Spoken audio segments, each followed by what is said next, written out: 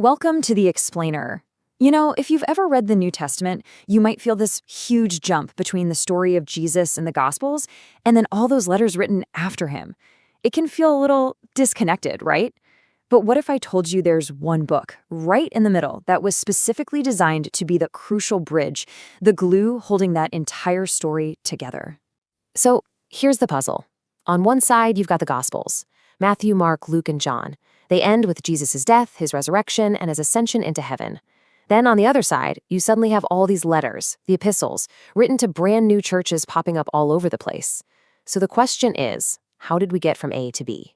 Well, the answer is found in one powerful, incredibly action-packed book, the Book of Acts. It's the indispensable link that connects the entire New Testament narrative. It's what turns what could feel like a bunch of separate stories into one single, unified saga. And that's exactly why we're calling Acts the Nexus of the New Testament. I love that word. It means the central and most important point or place. Because Acts isn't just some history book. It's the central hub, the spot where all the threads of the early Christian story weave together. Pretty much everything pivots on what happens in this book. Here's a great way to think about it.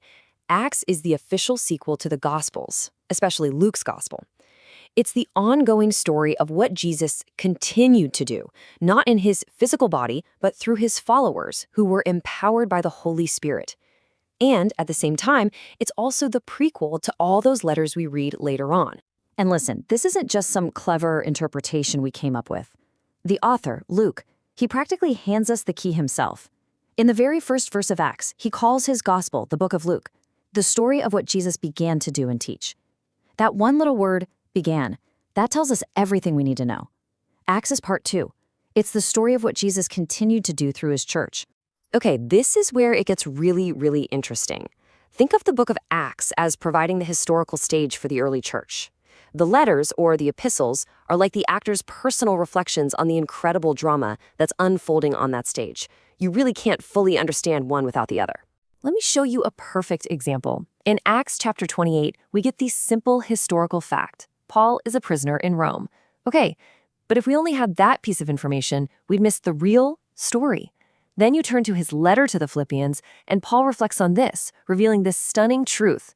He says his chains are actually advancing the gospel.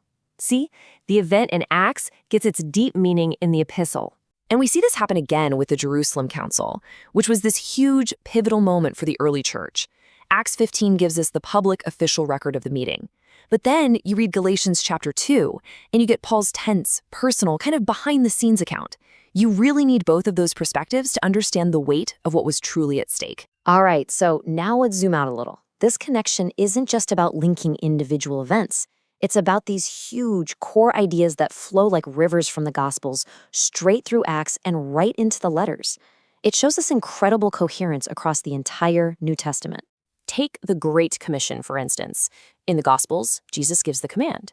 Then in Acts, we see the action, this explosive expansion of the church from a small room in Jerusalem to the very heart of the Roman Empire. And then in the epistles, Paul comes along and unpacks the profound theology behind it all. It's a perfect logical progression: command, action, explanation. And it's the exact same pattern for the Holy Spirit. He is promised in the Gospels, but in Acts, we see his power totally unleashed for the mission of the church. The epistles then dive deeper, explaining the Spirit's internal work, our personal transformation, and how he guides us into all truth. So it's both an outward explosion and a deep inward reality. And even the difficult theme of persecution follows this flow. It's not a surprise. Jesus predicts it plainly in the Gospels. Then we see the church experience it, sometimes brutally, in Acts. And then the epistles come along and explain the paradox, that this suffering isn't a defeat, it's actually a powerful witness that fuels the gospel's advance. So when you finally step back and you see all of these connections lining up, you can't help but realize this is no accident. This isn't a coincidence. What we're actually looking at is a single, coherent, and divinely guided story. Each book is like a thread in a much larger, beautifully integrated tapestry. So let's just recap really quickly. What makes Acts the indispensable glue? Well, it provides the essential historical context for all those letters. It chronicles the Great Commission in motion. It details the work of the Holy Spirit that was promised in the Gospels. And it confirms the reality of the persecution that Jesus predicted. It's what unifies the entire New Testament into one cohesive story. It really all comes down to this. When we read the New Testament through the lens of Acts, it stops feeling like just a collection of different books. Instead, it emerges as what it truly is, an integrated tapestry, telling one grand, unified story of salvation from start to finish. And that leaves us with one final, really powerful question to think about. If the story is this interconnected, if it's this consistent, this profoundly unified from beginning to end, what does that suggest about its ultimate author?